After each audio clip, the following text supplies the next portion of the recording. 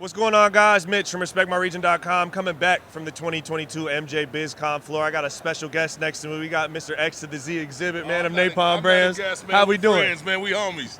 You know what I'm saying? It's all good. Well, it's great seeing you. Great running into you, man. One of my favorite things, like one of the favorite conversations in cannabis, everyone's always talking about celebrity brands, people that are leveraging success in other industries and bringing it to cannabis, and they're always asking us what it takes to be successful. And from my experience, the way you've set up your brand is kind of a good model for that, being that you have a brand that's built off of what you've done in music, but it lives on itself. So what was kind of the intention going into naming the brand Napalm and being connected to it, but distance enough where it didn't need to be just your face on it? Well, it's simple. You know, the star of the show here is the brand. Even though I am in entertainment, by no means does that mean that I need to supersede what the brand representation means to the culture and to the community, because the hip-hop culture and the cannabis community, although synonymous, are separate entities. You know what I'm saying? So cannabis has to work for those who enjoy it, and not everything has to be branded. It's a different type of environment that is in the cannabis culture, whereas in hip-hop, you know, branded things work because people want to identify with the popularity and the celebrity of the person that they enjoy, you know. So it's two different worlds, but somehow you got to find that perfect balance, and that's what we've been able to do.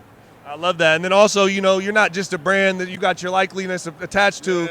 You got your hands on it. You're making sure that the products mean what you want it to be, and you're actually in the streets. At these events, there's not just reps repping Napalm, man. You're always out here right alongside them. How important is it to be hands-on?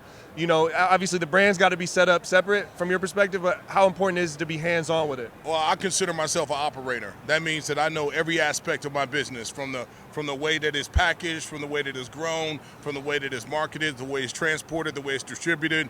I'm in every aspect of these factors when it comes to my products. So not only am I hands-on, but I also want to be part of the community. So I'm out here meeting other operators, getting best practices, being able to bring that back to what we do. And also, if I have any information that would help someone that's trying to do what we're doing, then I'll give it freely. I love that, man. And obviously we're at 2022. MJBizCon's bigger than ever, man. What are you looking for out here, and how's your experience been this far? Man, I love seeing how these things grow every year. You know, how more and more people are interested in what we're doing, pushing towards, you know, federal legalization, seeing what that landscape is going to look like, and just, you know, I want to be on the front line when big pharma and big money comes in, thinks they're going to come in and just commercialize cannabis when it's not going to work like that. We're going to try to warn them, but hopefully they listen. If not, they're going to lose their ass, and we're going to keep going.